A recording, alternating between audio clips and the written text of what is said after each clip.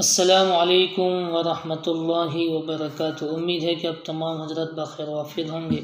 آج آپ کے سامنے ایک ایسا وظیفہ لایا ہوں کہ انسان کو عزت و وقار چاہیے، نام چاہیے تو کیا کرے۔ قرآنی آیت ہے، قرآن کی ایک آیت ہے فَلِلَّهِ الْحَمْدُ رَبِّ السَّمَاوَاتِ وَرَبِّ الْأَرْضِ رَبِّ الْعَالَمِينَ وَلَهُ الْكِبْرِيَاءُ فِي السَّمَاوَاتِ وَالْأَرْضِ وَهُوَ الْعَزِيزُ الْحَكِيمُ۔ یہ سورہ جاثیہ کی آیت ہے 36 اور 37 دو آیتیں ہیں، پارہ نمبر 25 کے اندر ہیں۔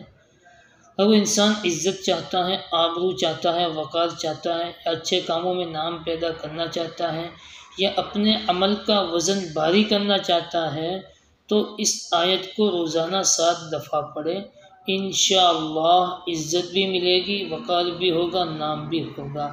یہ مجرب بھی ہیں، پاورفل بھی ہیں، مستند بھی ہیں۔